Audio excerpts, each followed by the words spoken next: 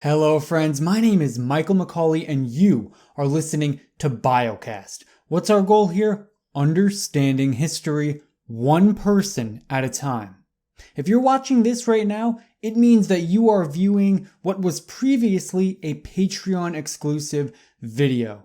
So I've decided to make all of these videos free. I want to keep as little content behind a paywall as possible because I think this is some really good information and I think people can really learn from it. And by putting it behind that paywall, I know that it means that there are just some people that are not going to be able to view this stuff. So I decided against it. If you want to check out my Patreon, you can get an exclusive weekly live stream where I talk about basically anything you want. You can check that out at patreon.com/biocast. Thanks so much for tuning in, and I hope you enjoy this video. About Leon Trotsky, his worldview, something that's very pertinent to the way he lived his life and the kind of person he was, right? Because this idea of an internationalist or someone who doesn't really take a side, it's a really fascinating thing when you really look at it. And as I'm going through and researching Trotsky's life and how he interacted with people and the way he conceptualized politics, I think it's just, this is the most fascinating component to him as a political thinker.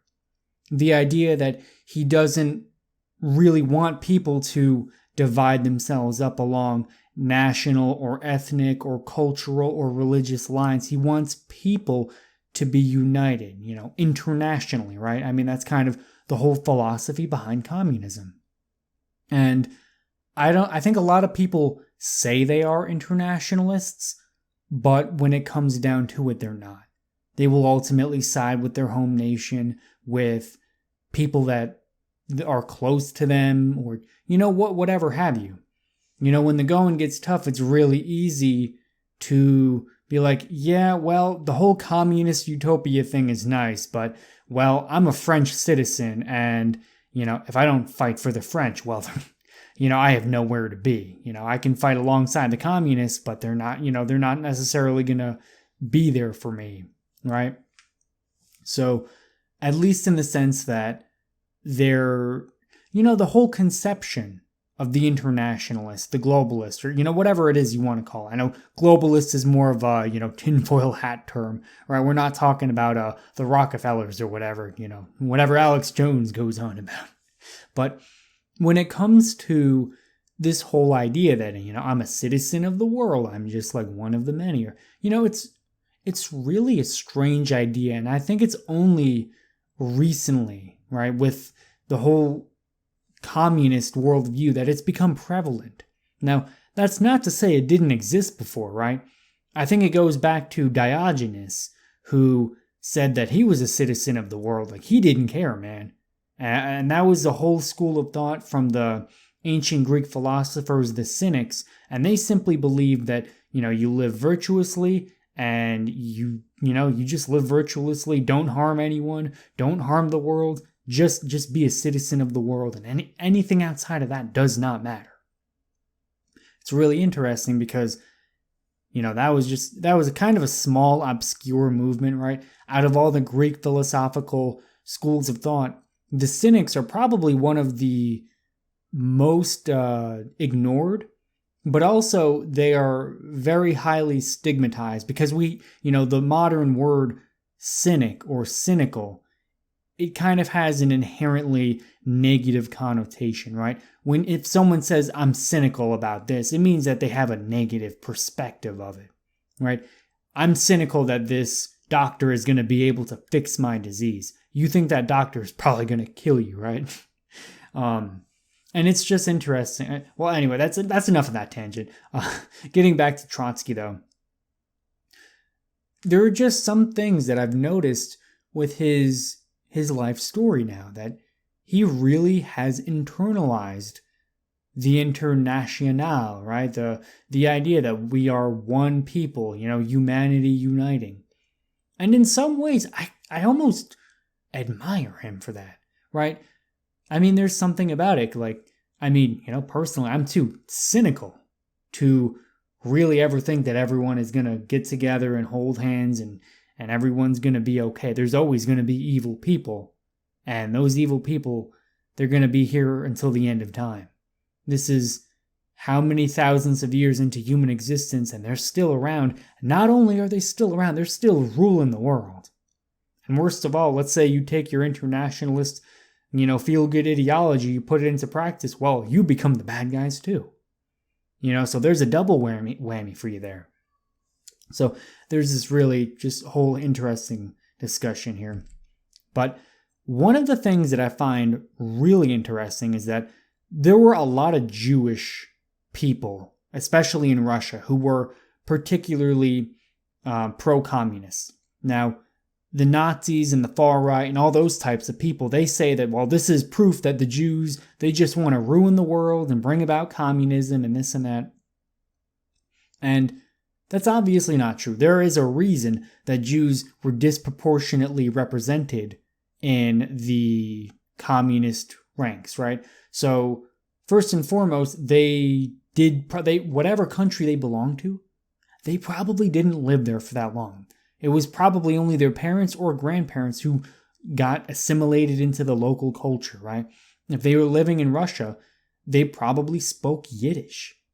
Because, guess what? They got kicked out of the other country, or there was a pogrom against them and they got run out of the country or the village, whatever have you. So this idea that the Jews were just, they're just a bunch of communists, this one big conspiracy. No, it's because they were constantly moving around. They were basically nomads for a long time. And, their issue has been that there have been a few bad members of their tribe. Like every people group has a few bad apples, right? But because they were a really small, relatively powerless minority in whatever country they existed in, it was really easy for the majority to kind of boss them around and, kick them out or steal their stuff. And really that's what it was about half the time. It was like, well, the Jews built up a decent, they've been living here for like 2 or 3 generations. And, well, it's just, some of them are bad. I know all of them aren't bad, but, it's easier to just kick them all out because I can take their stuff before they leave, right? So unfortunately, it's a really negative truth about European history, but that kind of was the way it happened.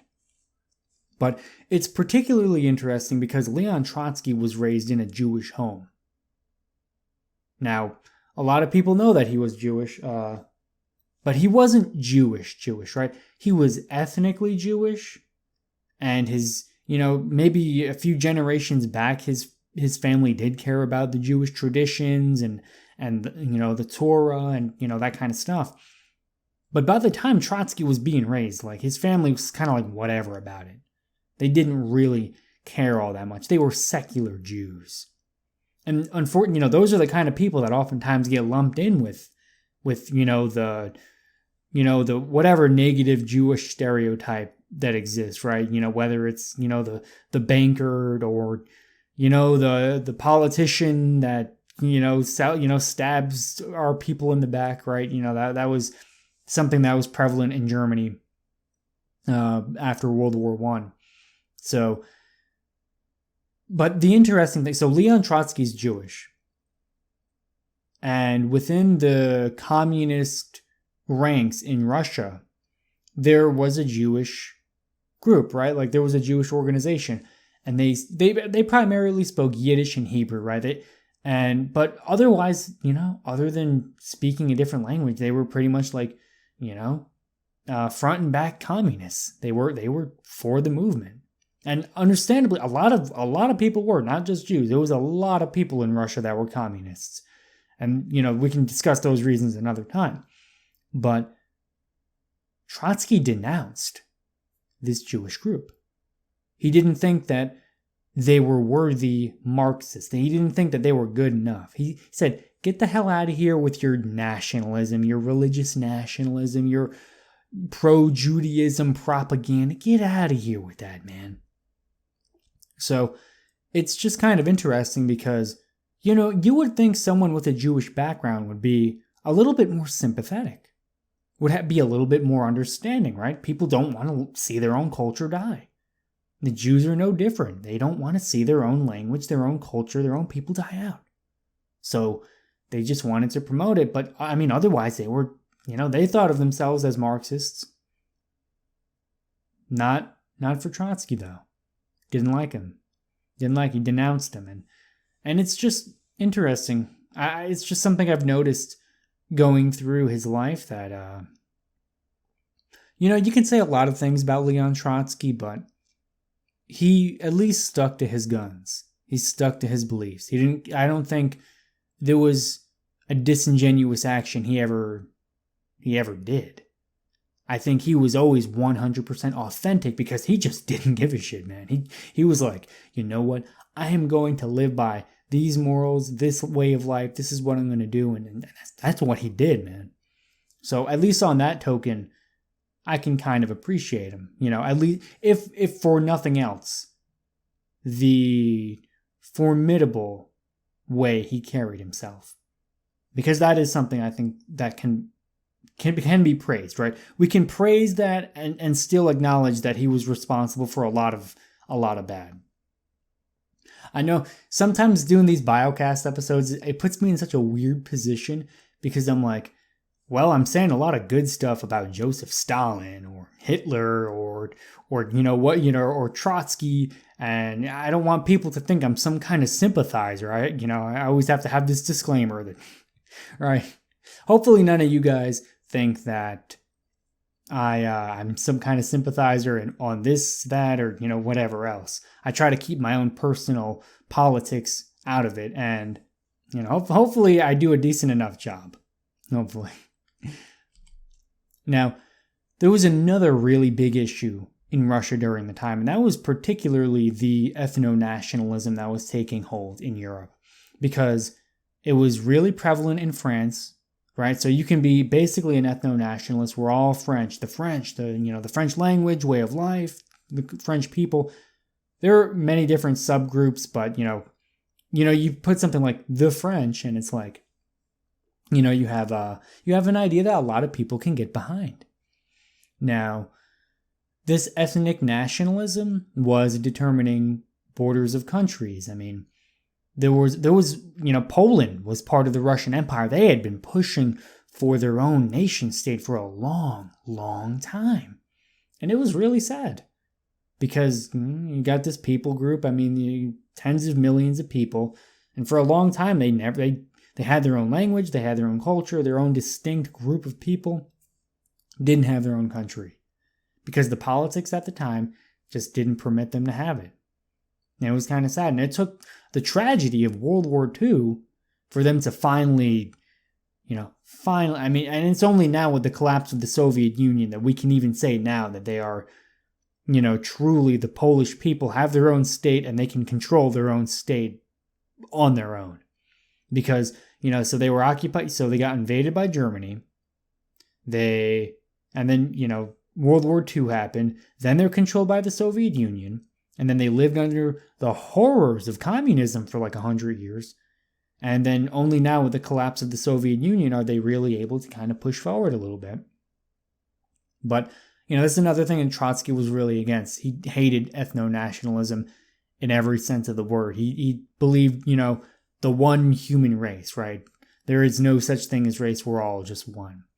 And this is, again, another thing that he really, really stuck to. And he really internalized his belief. And this is something that I've noticed is a pattern with people that fall under this internationalist framework, this state of mind, school of thought maybe. They reject the in-group preference. Now, part of rejecting the in-group preference means overcoming and denouncing, maybe not denouncing, but rejecting your own. It means looking at people who are the same race, the same religion, the same maybe not social class, because that does come into some of this. But, denouncing your own race, religion, culture, country, whatever else, whatever other things you can use to classify people with. And really trying to overcome that and coming together. And when you think about it, it's a really abstract idea, right? It's a really abstract thing to be able to say, we're going to come together with one political, philosophical mindset. And there's not going to be one color or language or, whatever else. We're just all going to be one. And it's just such a strange thing. There's, and I think that's part of what my fascination with communism has to do with. There's just a lot of people coming together and going for this, what unites them? An abstract thought. There are so few times that something like that can really be so powerful, so moving, that, as many people did, could get behind it. You look at the other political extreme, the far right, generally they organize around something like the race or the religion or nationality, whatever have you, right? So at the one side, at the extreme left, they're like, there is no in-group preference because there is no group. And then at the other side, the other extreme is like, there is only one group. There is my group, and we are better than all the other groups. And it's just interesting because that dynamic is so strange, and there are so many interesting similarities and differences. I'm sorry, I don't know what I'm doing with my hand right now. It's like, but it's just really fascinating the way it all plays out. But here is the one thing that I find the most interesting about the whole rejecting the in-group preference.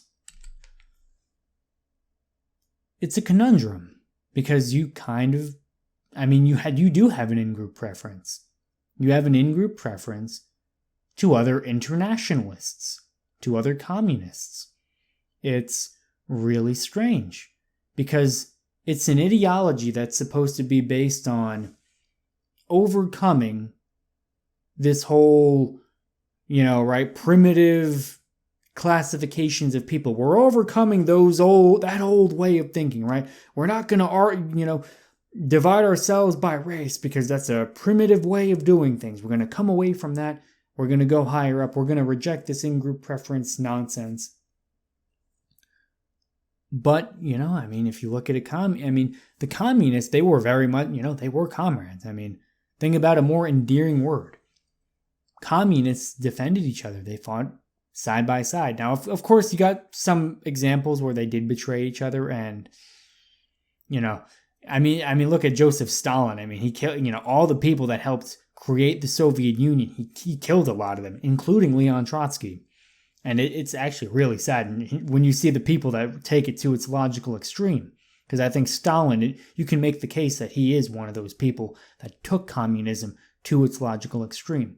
But I do think that there are people that don't take it to its logical extreme, that go to the step of, okay, we're rejecting these primitive, these medieval ways of classifying people and organizing people. We're just all one. But only the people that believe this idea are the comrades. The people that don't, well, they're enemies. They're enemies. And that's where you run into the real issues. And, well, then you have the Soviet Union, and that's how that happens. So, those are some thoughts on Trotsky. The episode is coming along really good. If you're watching after the fact, I hope you enjoyed the show, and I really appreciate you checking this out, because I'm telling you, Trotsky's one of those people, man. So interesting. And it's just, studying his life and his writings and his worldview and just the actions behind him, right? Because, you can have interesting ideas and whatnot, but when you actually have some tangible actions you can point to and be like, oh yeah, he actually thought this. He actually believed this. This was his moral compass, and he actually legitimately stuck to it. That is when you get into the really interesting stuff. So thank you so much. I really appreciate you being a Biocast member. I really hope you enjoy this kind of content. If you have any suggestions or there's something you want as a Biocast member that's unique, something, I don't know entirely how your mind works. If there's some weird thing, if you want, talk about Leon Trotsky's astrological zodiac sign and how that plays into his life. And if you're into that, man, I'll talk about it. Whatever you want, man. You're a supporter of the show. You're making this possible. I'll give you whatever you want, man. So anything in the world, man. And that's legal. That's legal. Anything that's legal. So thank you so much. I really appreciate you guys. You guys make it all worthwhile. So thank you so much for being a member. Thank you so much for watching the video. And I will see you in the next one. Peace out.